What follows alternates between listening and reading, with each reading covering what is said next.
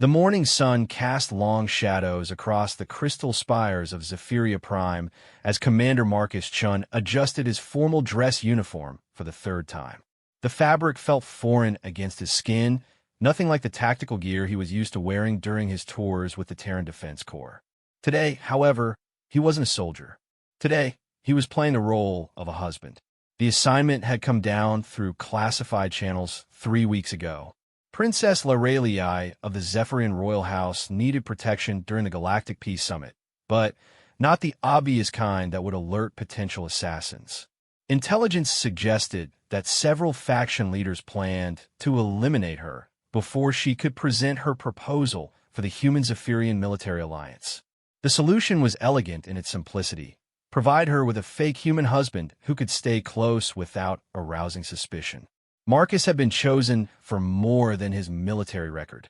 His linguistic training included fluent Zephyrian. His psychological profile showed exceptional adaptability. And, most importantly, his appearance matched the description of Princess Lyralei's supposed human lover from intercepted communications. The real relationship was fiction, created by Zephyrian intelligence to provide cover for these very circumstances. Standing before the mirror in his assigned quarters aboard the diplomatic vessel Harmony, Marcus studied his reflection. At 32, he carried the lean build of a career military officer, with dark hair kept in regulation length and gray eyes that had seen too much combat. The formal civilian clothes made him look softer, more like a diplomat than a warrior. Perfect for the role. A soft chime indicated an incoming transmission. The holographic display materialized, showing Admiral Sarah Rodriguez, his commanding officer and the architect of this particular operation. Final briefing, Commander, she began without preamble. Princess Lyralei believes this is a real marriage of convenience arranged by both our governments. She thinks you're a low-level diplomatic attaché who agreed to the arrangement for career advancement. She doesn't know about your military background or the real reason for this assignment. Marcus nodded.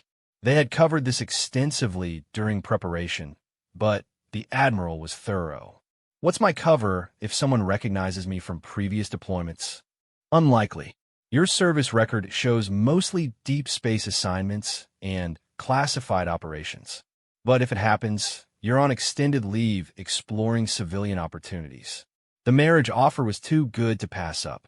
Rodriguez leaned forward slightly. Remember, Commander, your job is to stay close and keep her alive. The Peace Summit is crucial for humanity's position in this sector. If the Alliance proposal fails because something happens to the princess, we lose our best chance at establishing a foothold in Zephyrian space. Understood, Admiral. When do I meet her? She's expecting you for the traditional pre-ceremony meal in 2 hours. Marcus, Rodriguez paused, her expression growing serious. The intelligence on these assassination attempts is solid. Multiple factions see the Human Zephyrian Alliance as a threat. Stay sharp. The transmission ended, leaving Marcus alone with his thoughts. He had served in 3 different war zones, led dangerous reconnaissance missions behind enemy lines, and survived more firefights than he cared to count. Somehow, the prospect of sitting down to dinner with an alien princess felt more daunting than any of it. Zephyrians were humanoid in appearance, evolved from a different branch of the galactic family tree, but similar enough that interspecies relationships weren't uncommon. They were typically taller than humans, with an elegant bone structure that gave them an almost ethereal appearance. Their skin had a subtle luminescent quality that shifted with emotion, and their eyes contained flecks of color that seemed to move like tiny stars. Princess Lyralei was, according to the briefing materials, 28 standard years old and considered one of the most brilliant political minds of her generation. She had spent the last 5 years developing the Alliance proposal, convinced that human military innovation combined with Zephyrian technology and resources could create a partnership that would benefit both species. The fact that several other galactic powers wanted to prevent this alliance was testament to its potential. Marcus spent the remaining time reviewing Zephyrian customs and etiquette. The pre-ceremony meal was deeply symbolic in their culture, representing the joining of two lives and two families. Every gesture had meaning, from the way food was shared to the arrangement of seating. He had memorized it all, but theory and practice were different things. When the time came, Marcus made his way through the ship's corridors toward the diplomatic section. The vessel itself was a marvel of cooperative engineering, built jointly by human and Zephyrian shipyards as a symbol of the growing friendship between their peoples. The corridors featured both species' aesthetic preferences, creating a harmonious blend of human functionality and Zephyrian artistry. He paused outside the designated dining chamber, checking his appearance one final time before pressing the entry chime. The door dissolved into particles of light, a Zephyrian technological touch that still impressed him despite months of exposure. Princess Lyralii stood with her back to the entrance, gazing out a large viewport at the stars beyond. She was taller than Marcus had expected, perhaps 6 feet in height, with long silver hair that caught the light like spun metal. Her formal robes were a deep blue that seemed to shift and flow with her movements. And when she turned to face him, he understood immediately why she was considered one of the most beautiful beings in the known galaxy. Her skin had the characteristic Zephyrian luminescence, currently showing a warm golden tone that indicated polite curiosity. Her eyes were a striking violet color with those moving flecks of silver that marked her as royalty. When she spoke, her voice carried the musical quality common to her people, but her standard galactic was flawless. "Commander Chun," she said, then caught herself. "I apologize. Marcus, we are to be informal. Yes? I am Lyralii. Please call me Marcus," he replied, offering a slight bow in the Zephyrian fashion. "The honor is mine, Princess." She gestured toward a low table surrounded by cushioned seating areas. "Shall we begin? I confess I am curious about human customs for such occasions." Our briefings were limited. As they settled onto the cushions, Marcus noticed how carefully she moved, like someone perpetually aware of being watched. It reminded him of his own hypervigilance in combat zones. Perhaps she understood the dangers surrounding this summit better than his briefing had suggested. The meal that materialized via food synthesizers was an intricate blend of human and Zephyrian cuisine. Each dish had been carefully selected for symbolic meaning in both cultures. As they ate, they engaged in the ritual exchange of personal history that was expected during such ceremonies. Marcus told the carefully crafted story of his background as a diplomatic attaché, his interest in xenocultural studies, and his fascination with Zephyrian civilization.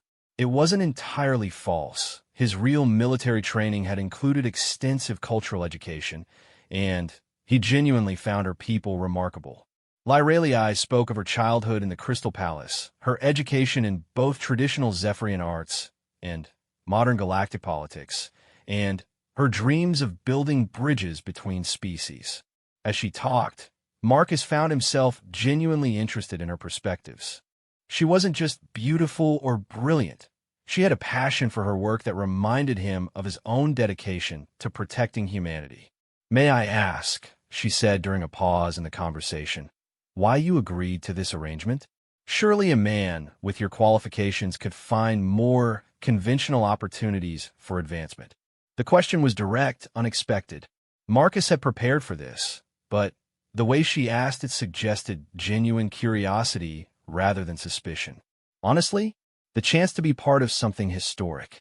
If the alliance succeeds, it could change the balance of power in this entire sector. Being even a small part of that. He let the sentence trail off, then added, "And I confess I find Zephyrian culture fascinating."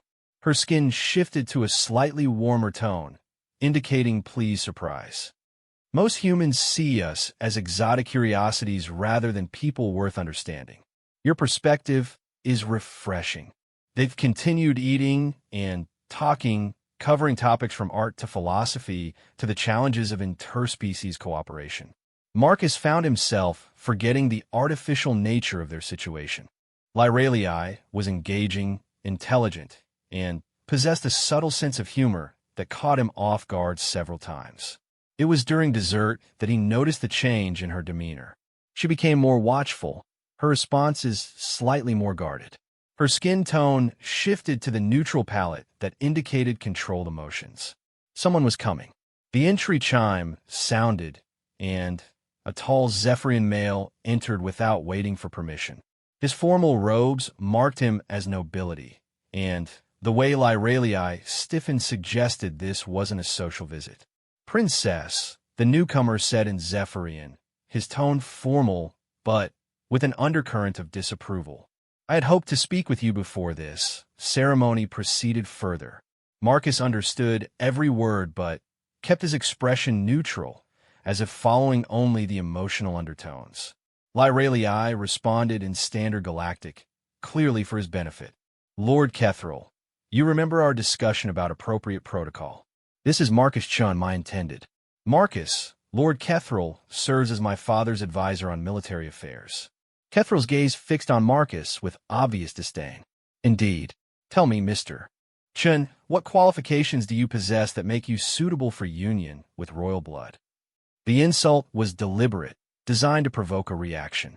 Marcus had dealt with hostile interrogations before.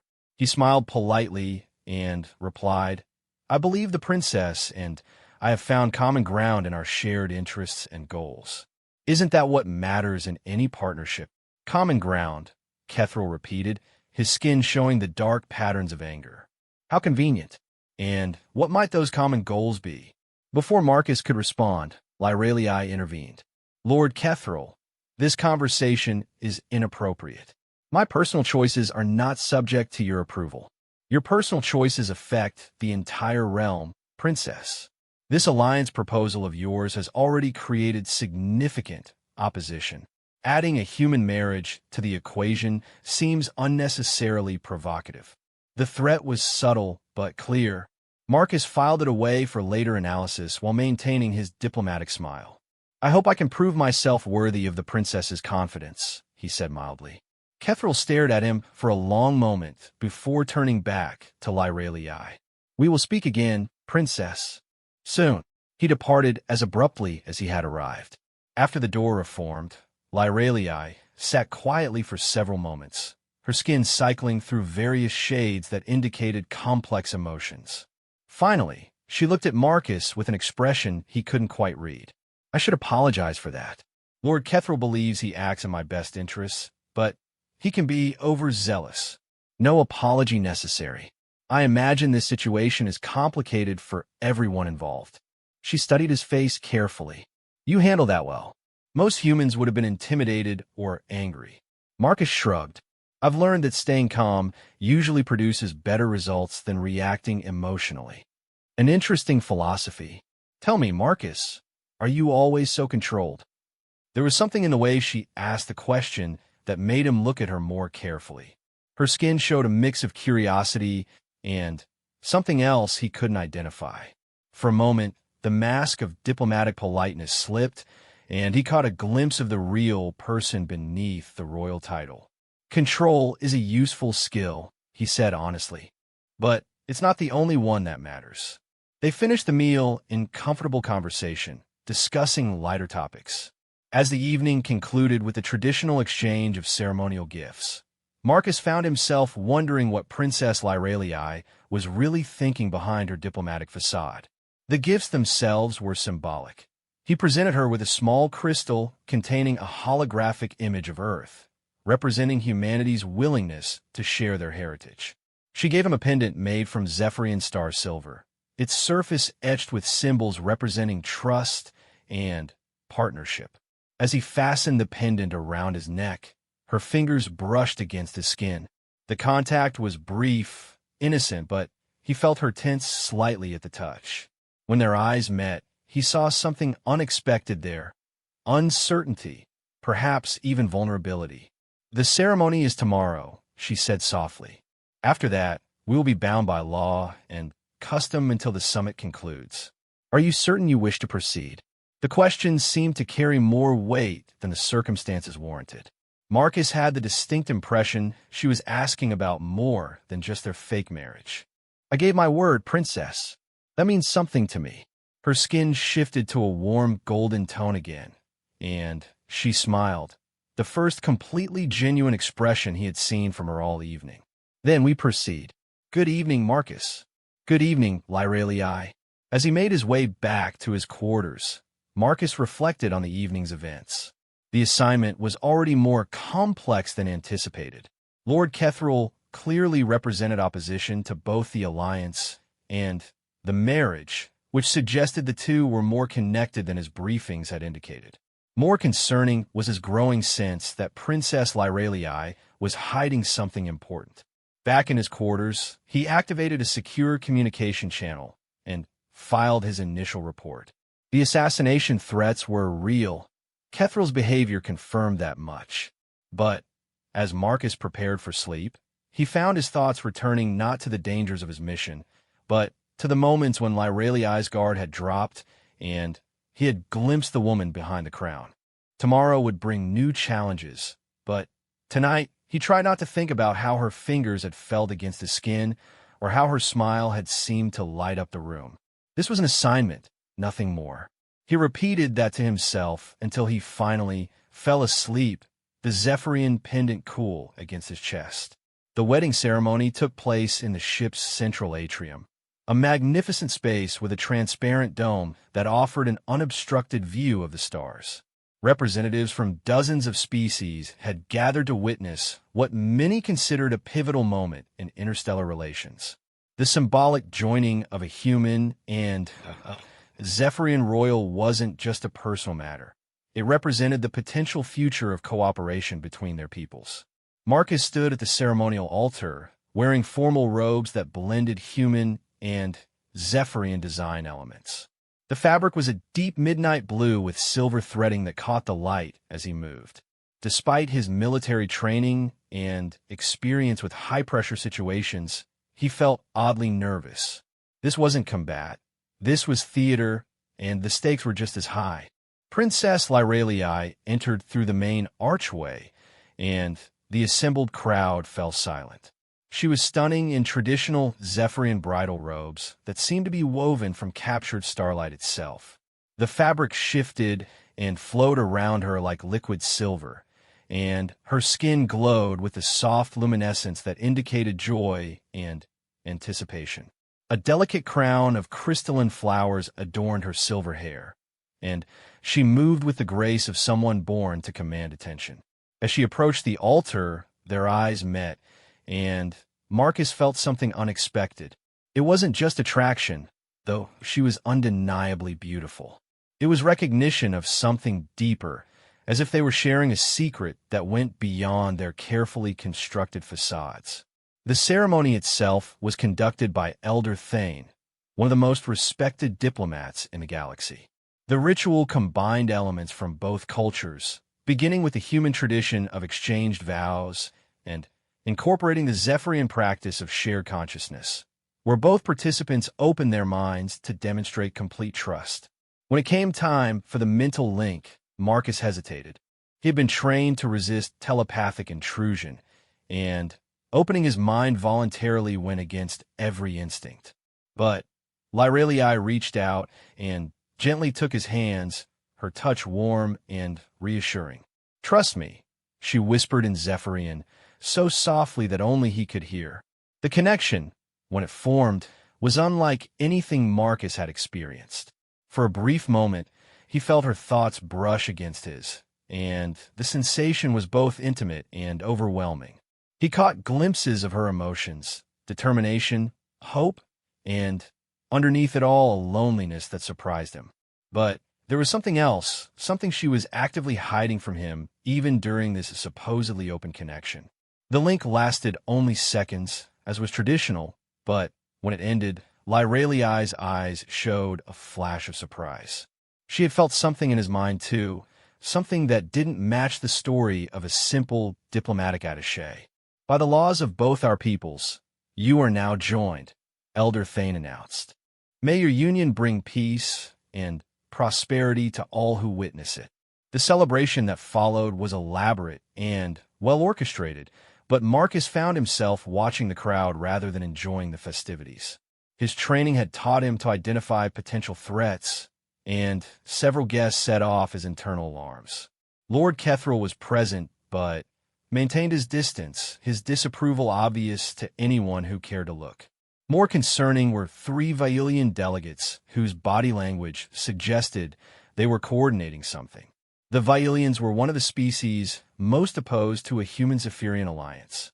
They had dominated this sector for centuries and viewed humanity's rapid expansion as a direct threat to their interests. If assassination attempts were coming, the Vailians would be prime suspects.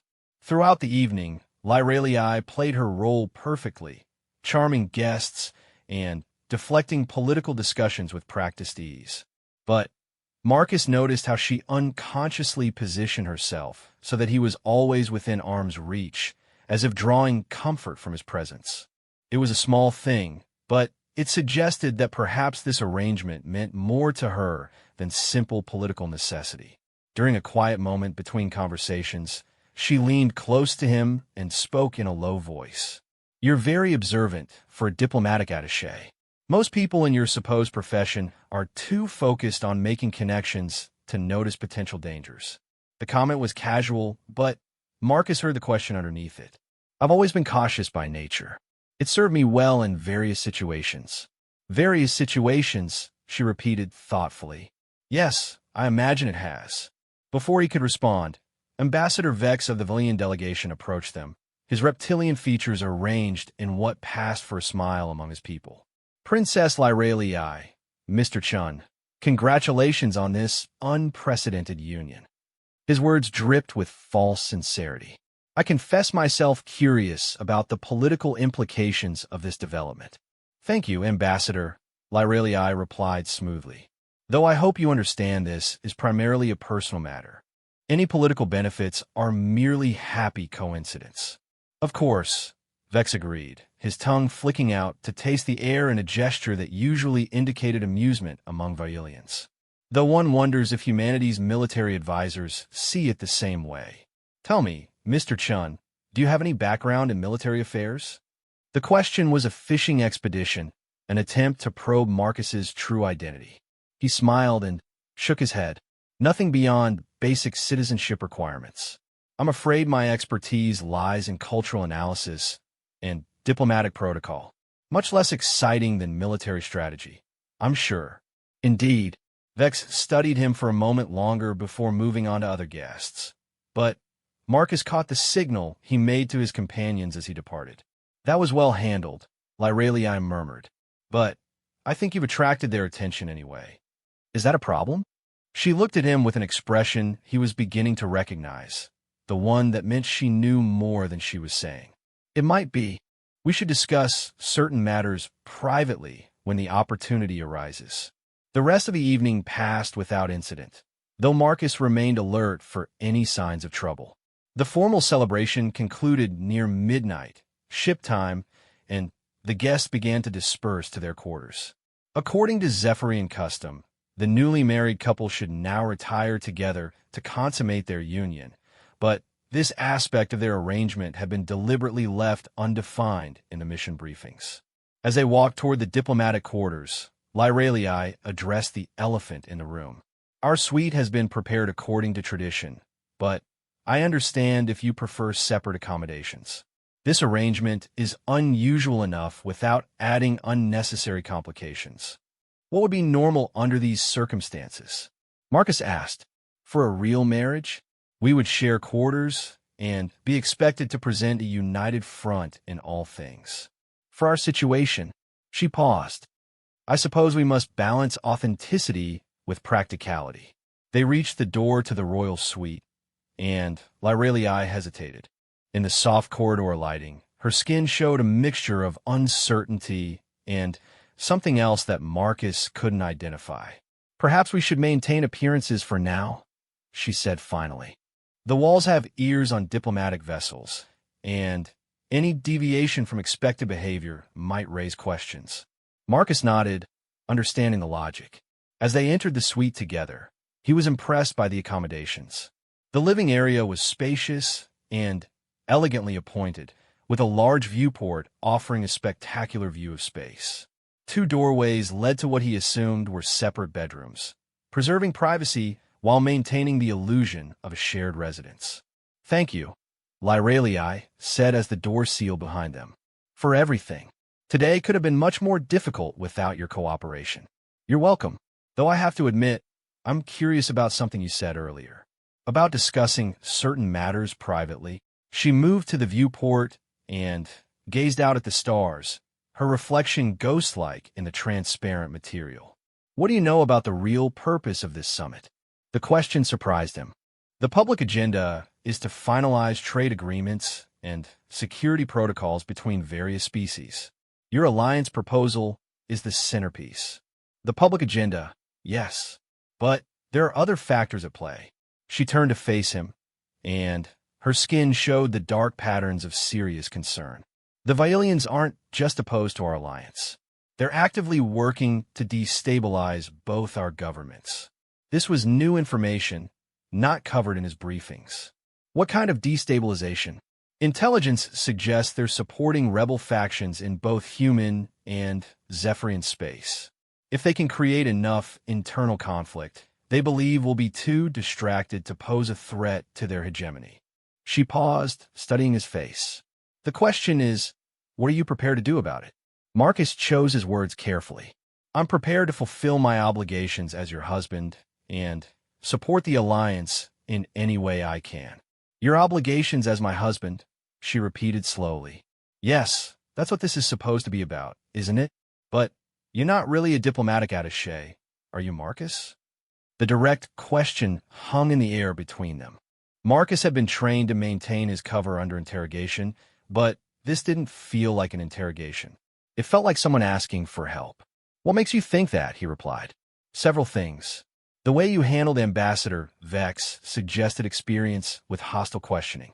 Your observation skills are far too developed for someone who supposedly analyzes cultural reports. And during our mental link today, I felt something that didn't match your cover story." Marcus remained silent, waiting to see how much she actually knew. "I think you're military," she continued.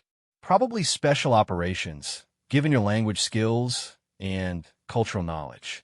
The question is whether you're here to protect me or to monitor me." The honesty in her voice decided it for him. "Protect. Definitely protect." Her skin shifted to a warmer tone, indicating relief. "I thought so, but I needed to be certain. The situation is more dangerous than either of our governments has publicly acknowledged." "How dangerous?" She activated a privacy field generator, and the air around them shimmered slightly as the device created a barrier against electronic surveillance. "3 attempts have been made on my life since we began preparing for this summit. 2 were made to look like accidents. The third was more direct. My personal security believes there will be another attempt here, on this ship. Do you know when or how?" "Soon. Probably during one of the public sessions tomorrow. The goal isn't just to eliminate me. It's to make humanity look responsible. If I die while under the protection of my human husband, it will destroy any chance of alliance approval and give the Violians justification for aggressive action against human space." Marcus processed this information quickly. "That's why the marriage was suggested. It wasn't just about keeping me close for protection. It was about making me a potential scapegoat." "Partially, yes. Though I believe your government's primary concern really is my safety." She moved closer to him, her expression earnest. "The question now is whether you're willing to go beyond your original mission parameters." "What do you mean?" "I mean taking the initiative rather than just reacting to threats. I have a plan to expose the Violian operation, but it requires someone with your skills and training." Marcus considered her words carefully. Going beyond mission parameters was dangerous, both professionally and personally. But the larger strategic picture was clear. If Princess Lyralii died, especially under circumstances that implicated humanity, the consequences would be catastrophic. "What kind of plan?" She smiled, and for the first time since he had met her, it reached her eyes. "The kind that requires a soldier, not a diplomat." They spent the next 2 hours going over intelligence reports that Lyralii had compiled through her own network of contacts. The scope of Violian interference was broader than Marcus had imagined, including weapons shipments to human rebel groups and funding for Zephyrian separatist movements. The assassination plot was just one part of a larger strategy to prevent the Alliance and maintain Valian dominance. The key is their communication network, Lyralii explained, indicating a schematic on her personal datapad. All coordination is happening through encrypted channels on this ship. If we can access their communications, we can prove their involvement and turn this summit into a diplomatic victory instead of a tragedy. Accessing their communications means getting into their quarters and tapping their systems. That's not exactly diplomatic work. No, she agreed. It's military work. The kind you're trained for. Marcus studied the ship's layout on her datapad. It's possible but risky. If I'm caught, it compromises both of us. If we do nothing, I'm dead anyway. At least this way, we have a chance to turn the situation to our advantage. They continued planning until nearly 3 in the morning, ship time. By the end, they had developed a strategy that was audacious but feasible. Marcus would use his access as Lyralii's husband to move freely around the ship, gathering intelligence and setting up surveillance equipment. Meanwhile, Lyralii would use her diplomatic meetings to misdirect attention and provide him with opportunities to act. As they finally prepared to sleep, Lyralii caught his arm gently. "Marcus, thank you for trusting me enough to listen and for being willing to take this risk. Thank you for trusting me with the truth. It makes a difference, knowing what we're really fighting for." She hesitated, as if wanting to say something more, then simply nodded. "Good night. Good night, Princess." As Marcus settled into his bedroom, he reflected on how much the situation had changed in just a few hours. What had begun as a straightforward protection assignment had evolved into something much more complex. He was no longer just guarding a foreign dignitary. He was actively working to prevent a war. More troubling was his growing personal investment in Princess Lyralii's welfare. She was intelligent, brave, and dedicated to something larger than herself, qualities he had always admired. But she was also his assignment, and getting emotionally involved with an assignment was dangerous for everyone concerned. Still, as he drifted off to sleep, Marcus found himself thinking not about tomorrow's risks, but about the way Lyralii had looked when she smiled at him. For the first time in years, he was fighting for something that felt personal as well as professional. Whether that was good or bad remained to be seen. The next morning brought the first day of formal summit sessions, and with it, the beginning of Marcus's most dangerous assignment yet. He woke before dawn, ship time, and spent an hour reviewing the intelligence Lyralii had shared and memorizing the layouts of the target areas. The Valian quarters were located in Section 7, 3 decks down from the diplomatic suites, and reaching them undetected would require careful timing and no small amount of luck. Lyralii was already awake when he emerged from his bedroom, sitting at the suite's workstation with several data pads arrayed before her. She wore a formal day robe in deep purple, and her hair was arranged in an elaborate style that marked her royal status. When she looked up at him, her skin showed the controlled neutrality that indicated focused concentration. "Good morning," she said softly. "I've been reviewing the day's schedule. The first session begins in 2 hours, and I'll be presenting preliminary alliance proposals. That should keep most of the major players occupied for at least 3 hours." Marcus nodded, pouring himself coffee from the automated service unit. "What about security patrols during that time?" "Minimal. Most ship security will be focused on the conference areas. You should have approximately a 40-minute window when Section 7 will be lightly monitored."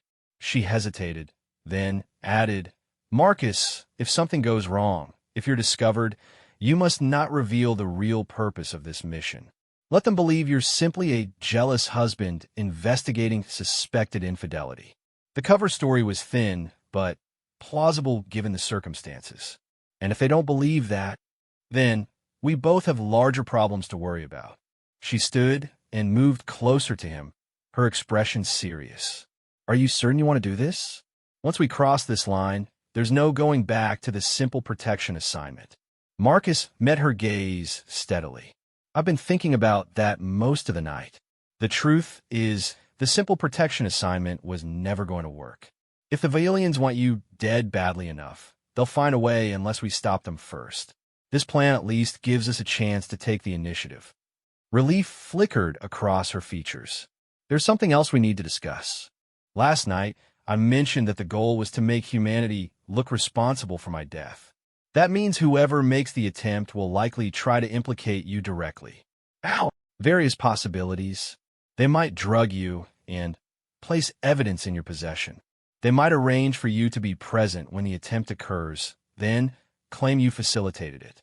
Or they might simply kill us both and blame human extremists opposed to interspecies cooperation. Marcus considered this as he finished his coffee. In that case, we need to make sure you're never alone during the sessions, and that I have witnesses for my whereabouts when I'm not infiltrating Vailian quarters. Already arranged. I'll be accompanied by my full security detail during all public appearances, and you'll be attending several spouse activities that will provide alibis for most of your time. They spent the next hour finalizing details and contingency plans. Marcus would attend the morning spouse reception, excuse himself citing mild illness, then make his way to Section 7 during the height of the Alliance presentation. Lyralii had provided him with bypass codes for standard security doors, obtained through her intelligence network, and a small suite of surveillance equipment disguised as personal items. As they prepared to leave for their respective obligations, Lyralii caught his hand. "Be careful. I know you're trained for this kind of work, but if something happens to you—" She paused, seeming to struggle with her words. "This arrangement may have begun as political necessity, but you've become important to me. More important than I expected." The admission surprised them both. Marcus felt the urge to respond in kind, to tell her that she had become more than just an assignment to him as well. But their situation was too precarious for such honesty. "I'll be careful," he promised instead. "And you stay close to your security team. No matter how safe a situation seems, don't trust it." She squeezed his hand once before releasing it. "I'll see you at the afternoon session." The morning reception was held in one of the ship's smaller conference rooms, designed to allow spouses and family members to socialize while their partners attended the formal meetings. Marcus mingled appropriately, making conversation with the wives and husbands of various delegates while keeping one eye on the chronometer. The other attendees treated him with polite curiosity, clearly fascinated by the idea of a human married to Zephyrian royalty. After 45 minutes, he approached the hostess and excused himself, citing a headache brought on by the ship's artificial atmosphere. It was a common complaint among humans on mixed-environment vessels, and she accepted his departure without question. Moving through the ship's corridors required balancing speed with discretion. Marcus couldn't afford to be seen hurrying, which might attract attention, but he also had a limited window of opportunity. The route to Section 7 took him through 3 different zones, each with its own environmental controls and security protocols. The first checkpoint required only his marriage credentials, which granted him broad access as Princess Lyralii's husband. The second was more challenging, staffed by a bored-looking Centauran security officer who barely glanced at Marcus's identification before waving him through. The third checkpoint was unmanned, relying on automated systems that Lyralii's bypass codes handled effortlessly. Section 7 itself was quieter than Marcus had expected. Most delegates were indeed attending the morning sessions, leaving the residential areas largely deserted. The Vailian quarters were located at the end of a long corridor lined with diplomatic suites, each marked with the appropriate species insignia and formal identifications. Marcus approached the Vailian suite casually, as if simply exploring the ship's layout. A quick scan with his concealed detector confirmed that the rooms were unoccupied. The door lock was sophisticated but not military-grade. Lyralii's codes opened it after a brief hesitation.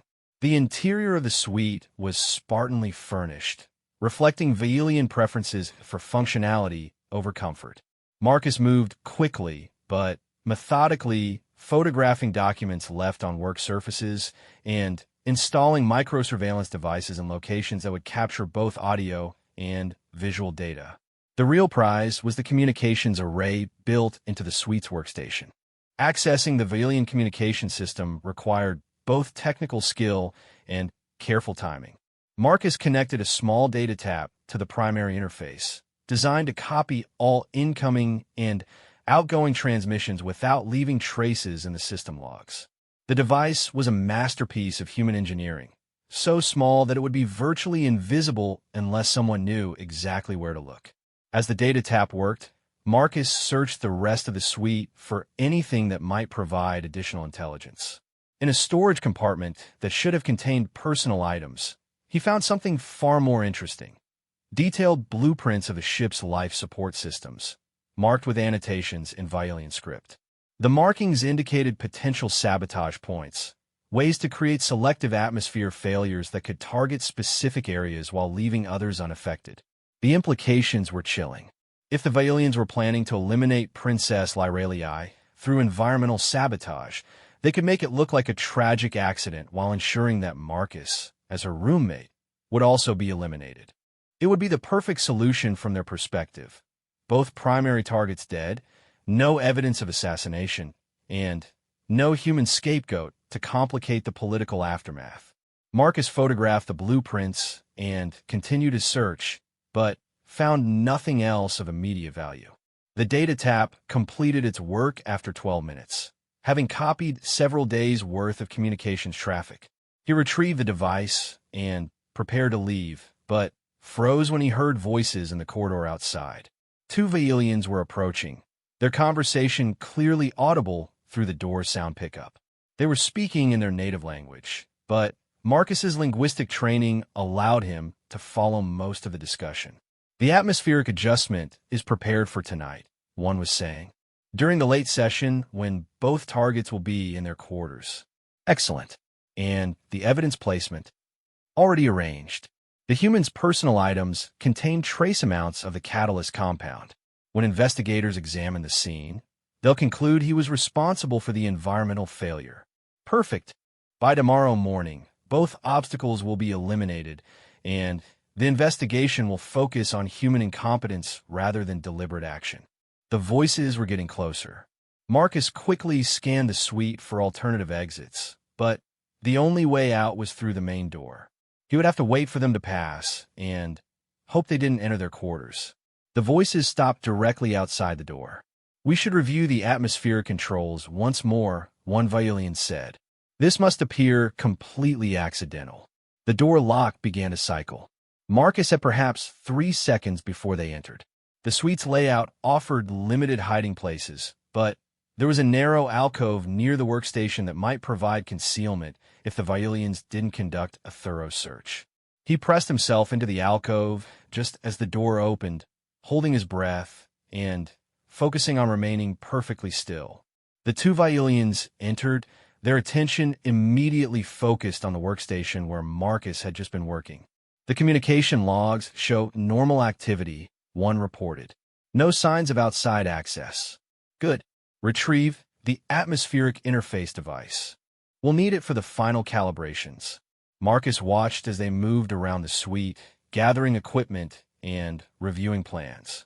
From his concealment, he could see enough to confirm his worst fears.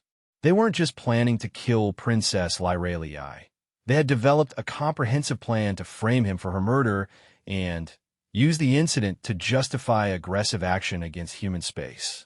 After what felt like hours but was probably only minutes, the Vailians completed their business and departed. Marcus waited an additional 5 minutes before emerging from his hiding place, his heart still racing from the close call. The return journey to his own quarters felt endless. Every corridor seemed too long, every checkpoint too thorough. But finally, he reached the diplomatic section and made his way back to the royal suite, where Lyralii was waiting with obvious anxiety. "Thank whatever deities watch over soldiers and fools," she breathed when he entered. "I was beginning to worry something had gone wrong. Something almost did." Marcus quickly briefed her on what he had discovered, including the atmospheric sabotage plan and the evidence they intended to plant in his possession. Lyraliai's skin shifted through several alarming colors as he spoke, indicating a complex mix of anger, fear, and determination. "Tonight," she said when he finished, "they're moving faster than we anticipated, which means we need to accelerate our timeline as well. How long before you can analyze the communication data? Give me the storage device. I have contacts in Zephyrian intelligence who can decrypt Vailian military codes."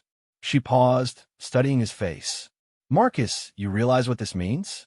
They're not just planning to kill us. They're planning to start a war." "I know, which is why we're going to stop them." They spent the next hour analyzing the intelligence Marcus had gathered, while Lyraliai's contacts worked on the communication intercepts. The atmospheric sabotage plan was sophisticated and nearly undetectable, designed to create a localized environmental failure that would asphyxiate anyone in the target area while leaving no obvious signs of tampering. "Here," Lyraliai said, pointing to a section of the ship blueprints. "They plan to introduce a compound into the air recycling system that will react with the standard atmospheric mixture to produce toxic gases. The reaction is delayed by approximately 2 hours, giving them time to establish alibis. And the evidence they mentioned planting? Trace amounts of the catalyst compound on your personal belongings. When investigators analyze the scene, they'll find the compound and conclude that human carelessness or deliberate sabotage caused the environmental failure." Marcus studied the technical details. "Can we prove it's deliberate sabotage rather than an accident?" "Only if we can catch them in the act or present evidence of premeditation." She looked at him with an expression that mixed hope with desperation. "The communication intercepts might provide that evidence, but we won't know until the decryption is complete." A soft chime indicated an incoming message on Lyraliai's personal communicator. She activated the display, and Marcus saw streams of Zephyrian text scrolling past. "The communications data," she explained as she read.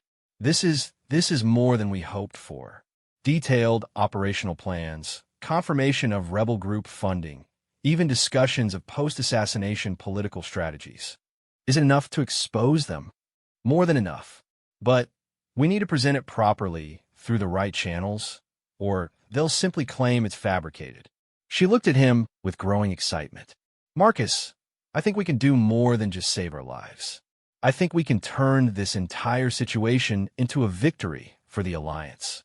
Before he could respond, another chime sounded, this one indicating a priority message through official diplomatic channels.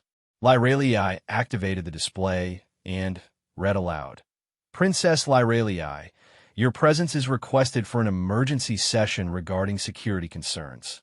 Please report to Conference Room Alpha immediately, with your husband if available." They stared at each other in silence for a moment. "They're moving early," Marcus said finally. "This isn't about tonight's atmospheric sabotage. This is about right now." Lyraliai's skin shifted to the deep patterns that indicated battle readiness among her people. "Then we respond right now. Are you ready for this to become a public confrontation?" Marcus thought about everything that had led to this moment. The fake marriage, the growing trust between them, the discovery of a plot that threatened not just their lives, but the peace between their peoples. When he spoke, his voice carried the conviction of a soldier who had finally found a cause worth fighting for. "I'm ready. Let's go expose some more criminals." Conference Room Alpha was the largest meeting space on the diplomatic vessel, designed to accommodate full delegations from all participating species. When Marcus and Lyraliai arrived, they found it packed with representatives, security personnel, and what appeared to be most of the ship's senior staff. The atmosphere was tense, with multiple conversations happening in various languages, and the kind of nervous energy that preceded major confrontations. Ambassador Vex stood near the central podium, his reptilian features arranged in an expression of grave concern. Beside him were his 2 associates, along with several other delegates whom Marcus recognized from his intelligence briefings as being sympathetic to Vailian interests. Lord Kethril was also present, his disapproval of the entire situation obvious to anyone who looked in his direction. Elder Thane, who had conducted their wedding ceremony, served as the session moderator. His ancient features showed the kind of careful neutrality that came from centuries of diplomatic experience. Princess Lyrelii, Mr. Chun, Elder Thane began as they took their seats. Thank you for joining us on such short notice. Ambassador Vex has brought to our attention certain security concerns that require immediate discussion. Vex stepped forward, his tongue flicking out in what Marcus now recognized as a gesture of anticipation rather than amusement. Honored delegates, it pains me to raise these issues, but evidence has come to light suggesting that there may be security breaches aboard this vessel. Specifically, unauthorized access to diplomatic quarters and potential espionage activities. Lyrelii remained perfectly composed, but Marcus felt her tension through their close proximity. This was exactly what they had feared. The Vailians were moving to discredit them before they could present their own evidence. That is indeed a serious concern, Elder Thane replied. What evidence supports these allegations? Security logs show unauthorized access to Section 7 during this morning's session, Vex continued. Additionally, surveillance sweeps have detected the placement of illegal monitoring devices in diplomatic quarters. Given the sensitive nature of ongoing negotiations, this represents a significant breach of summit protocols. Murmurs spread through the assembled delegates. Marcus could see the trap being laid. They would accuse him of espionage, search his quarters, find the planted evidence, and use the resulting scandal to discredit both him and Lyrelii. It was elegant in its simplicity. Furthermore, Vex added, preliminary analysis suggests that these activities may be connected to human intelligence operations designed to gather classified information about other species' negotiating positions. Lord Kethril spoke up from his position near the back of the room. If these allegations are true, they represent a fundamental violation of the trust that underlies these proceedings. I call for an immediate investigation. Marcus felt Lyrelii's hand brush against his under the table, a subtle signal that she was ready to act. The moment had come to play their hand. Elder Thane, Lyrelii said, rising gracefully to her feet. Before any investigation proceeds, I believe the assembled delegates should be aware of certain facts that may place these allegations in a different context. Princess, please, Vex interrupted. These are serious accusations that require immediate attention. Any attempt to deflect or obfuscate. I am not deflecting. Lyrelii cut him off, her voice carrying the authority of royal blood and absolute certainty. I am providing evidence of a conspiracy to commit murder, sabotage these proceedings, and instigate interspecies warfare. The room fell completely silent. Even the background hum of the ship's systems seemed to fade as every being present focused on her words. Elder Thane recovered first.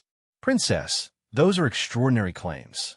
I trust you have extraordinary evidence to support them. Edo. Lyrelii activated her personal datapad and projected a holographic display visible to everyone in the room. What you are about to see are intercepted communications from Vailian diplomatic quarters, obtained this morning during a carefully planned intelligence operation. The first document that appeared showed detailed schematics of the ship's atmospheric systems, annotated with sabotage points and timing calculations. As the delegates absorbed what they were seeing, Lyrelii provided narration. These blueprints detail a plan to introduce toxic compounds into the ship's life support system, specifically targeting the royal suite where my husband and I are quartered. The attack is scheduled for tonight, during the late session when most security personnel would be occupied elsewhere. Ambassador Vex stepped forward, his composure beginning to crack. This is preposterous. These documents could easily be fabricated, could they? Marcus interrupted, speaking for the first time since entering the room. He stood beside Lyrelii, his posture radiating the controlled danger of a professional soldier. Perhaps we should examine the physical evidence. He produced the atmospheric interface device he had photographed in the Vailian quarters. This device was retrieved from Ambassador Vex's personal quarters this morning. It contains traces of the chemical compounds referenced in the sabotage plan, and its serial numbers match Varillian military equipment reported stolen 6 months ago. The accusation hung in the air like a challenge. Vex associates moved slightly, positioning themselves as if preparing for confrontation, but the presence of so many witnesses made any aggressive action extremely risky. You admit to breaking into diplomatic quarters? Lord Kethril demanded. Regardless of what you claim to have found, such actions, Lyralii interrupted, were necessary to prevent my assassination and the murder of my husband. But, please, let me continue with the evidence. The next holographic display showed communication transcripts, translated into standard galactic for the benefit of all delegates. The messages detailed not just the assassination plot, but the broader strategy of destabilizing human and Zephyrian governments through support of rebel factions and separatist movements. These communications, decoded by Zephyrian intelligence specialists, show a coordinated effort to prevent the Human-Zephyrian alliance through violent means. The plan includes funding for terrorist groups in both species' territories, arms shipments to rebel factions, and propaganda campaigns designed to inflame existing tensions. As document after document appeared in the holographic display, the mood in the room shifted dramatically. What had begun as accusations against Marcus and Lyralii transformed into a comprehensive exposure of alien war crimes and treaty violations. Elder Thane studied the evidence with the careful attention of someone who had spent centuries evaluating complex political situations. Ambassador Vex, these are serious charges. How do you respond? Vex's composure had completely evaporated. His skin showed the mottled patterns of extreme stress, and his movements had become erratic. These accusations are fabrications designed to discredit the Vailian delegation and force through an alliance that serves only human expansionist interests. Fabrications? Marcus stepped forward, his voice carrying the kind of quiet authority that made everyone in the room pay attention. Perhaps we should discuss the evidence you planted in my personal quarters. The trace compounds designed to make it appear that I was responsible for the atmospheric sabotage. He produced a small container filled with a crystalline substance. This material was placed in my clothing this morning while we were attending the emergency session you called. My wife's security team found it during a routine sweep and identified it as the catalyst compound mentioned in your communications. The trap was closing around the Vailians with mathematical precision. Every move they had made to frame Marcus and Lyralii was being turned against them, supported by documentary evidence and physical proof. Furthermore, Lyralii added, we have testimony from ship personnel who observed Vailian operatives accessing the atmospheric control systems earlier today. The modifications they made have been photographed and documented by our technical specialists. Elder Thane looked around the room, taking in the shocked expressions of delegates who were beginning to understand the scope of what had been planned. Ambassador Vex, in light of this evidence, I am compelled to place the Vailian delegation under formal investigation. Security, please escort them to secure quarters pending a full inquiry. This is outrageous. Vex protested as security officers moved to surround his group. The Vailian government will not stand for this treatment of its diplomatic representatives. The Vailian government, said a new voice from the chamber entrance, will answer for these crimes in the appropriate forums. Everyone turned to see Admiral Sarah Rodriguez entering the room, accompanied by a full security detail and several individuals whom Marcus recognized as senior intelligence officers. Her presence here meant that Human High Command had been monitoring the situation more closely than his briefings had suggested. Admiral Rodriguez, Elder Thane acknowledged. I was not aware that Terran military personnel were aboard this vessel. We've been monitoring communications traffic that suggested threats against Princess Lyralii and the summit proceedings, Rodriguez explained. When our intelligence assets confirmed the scope of the Vailian plot, we felt direct intervention was necessary. She looked directly at Marcus with an expression that mixed professional approval with personal pride. Commander Chun, Your work here has prevented not just an assassination, but potentially a war between multiple species. The use of his military rank caused another stir among the delegates. Lord Kethril stepped forward with obvious anger. Commander? Princess, you told us your husband was a diplomatic attaché. He is my husband, Lyralii replied calmly. His previous profession was relevant only to the extent that it helped us uncover and prevent this conspiracy. Marcus found himself caught between two worlds as the assembled delegates processed this revelation. To some, he was now revealed as a military operative who had infiltrated their peaceful proceedings. To others, he was a hero who had prevented tragedy. The distinction mattered, and he could see it being debated in dozens of simultaneous conversations around the room. If I may, Elder Thane said, raising his voice to restore order. Regardless of the unconventional nature of these revelations, the evidence presented appears to be both comprehensive and credible. The immediate question is how we proceed with the summit in light of what we have learned. Admiral Rodriguez stepped forward. The Terran government proposes that we treat this as an opportunity rather than a crisis. The exposure of the Vailian conspiracy demonstrates exactly why species like ours need to work together. Alone, we are vulnerable to this kind of manipulation. United, we can protect each other and build a more stable galaxy. I agree, Lyralii said immediately. The Alliance proposal takes on new urgency in light of what we have discovered. We cannot allow fear and division to achieve what assassination and sabotage could not. Over the next several hours, the dynamic of the entire summit shifted. What had been tentative negotiations became serious strategic planning. Species that had been skeptical of the Human-Zephyrian alliance began to see it as a necessary response to Vailian aggression.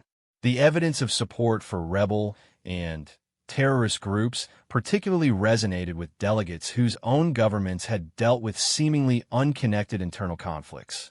As the formal sessions continued, Marcus found himself in the surreal position of being simultaneously acclaimed as a hero and viewed with suspicion as a spy. The revelation of his true identity had complicated his relationship with many delegates, but it had also provided credibility to the intelligence he and Lyralii had gathered.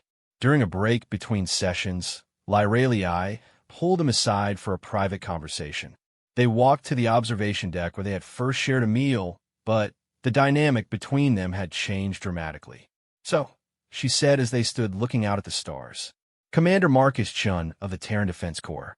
I have to admit, I suspected military training, but I underestimated the scope of your background. Does it matter? He asked. Everything else about our situation remains the same.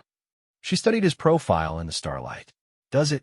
We began this as a political arrangement, discovered genuine partnership in fighting a common threat, and now... She paused. Now I don't know what we are. It was the question Marcus had been avoiding since the moment she had grabbed his hand and asked him not to go. Their relationship had evolved far beyond the simple protection assignment it had originally been, but defining what it had become was complicated by the artificial circumstances of their marriage. I know what I'd like us to be, he said finally, but that decision isn't mine alone to make. Lyralii moved closer to him, close enough that he could see the complex patterns of color shifting across her skin.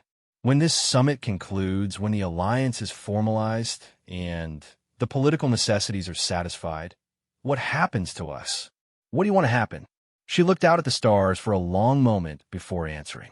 I want to find out what we might have been if we had met under normal circumstances. I want to discover whether what we've built over the past few days can survive without the pressure of external threats holding us together. Marcus felt something shift inside him, a recognition that what had begun as duty had become something much more personal. That sounds like a plan worth pursuing. She smiled, the expression lighting up her entire face. Then, we have something to look forward to when this is over. They stood together in comfortable silence, watching the stars and thinking about the future. Behind them, the summit continued its work of reshaping interstellar politics. Ahead of them lay the promise of discovering what they might mean to each other when they were no longer bound by artificial necessity. The next morning brought news that the Vailian government was recalling its delegates and formally apologizing for the unauthorized actions of its diplomatic corps. The evidence presented at the summit had been overwhelming, and the political fallout was spreading throughout Vailian space. More importantly, the Human-Zephyrian Alliance had been approved by an overwhelming majority of participating species, with several additional governments requesting observer status and potential membership. What had begun as a bilateral agreement was evolving into something much larger, a genuine interstellar coalition based on mutual defense and cooperation. As Marcus and Lyralii prepared for the final ceremony that would conclude the summit, she took his hand in the same gesture she had used that first evening when asking him to trust her during their wedding ceremony. "Marcus," she said softly, "when I asked you not to go that first night, I wasn't really talking about leaving the room." "I know," he replied, understanding finally what she had really been asking. "And my answer is still the same. I'm not going anywhere." The final ceremony was brief, but moving, celebrating not just the political achievements of the summit, but the bonds that had been forged between individuals of different species. When Elder Thane pronounced the proceedings officially concluded, there was a sense of genuine accomplishment in the room. As delegates began to disperse to their home worlds, Marcus and Lyralii found themselves facing a new kind of uncertainty. Their marriage, which had begun as political theater, had become something real during the crucible of shared danger. Now they would have the opportunity to discover what it might become in peacetime. Standing together on the observation deck one final time, watching the stars that now seemed full of possibility rather than threat, Marcus realized that sometimes the most important missions were the ones that changed you in the process of completing them. So, Lyralii said, leaning against his shoulder, "Ready to see what happens next?" Marcus smiled, thinking about everything that had led them to this moment. "With you, I'm ready for anything." The stars looked different now, no longer distant points of light, but destinations waiting to be explored together. Whatever came next, they would face it as partners, bound not by political necessity, but by choice. And in a galaxy that had seen too much conflict, that kind of partnership offered hope for a better future.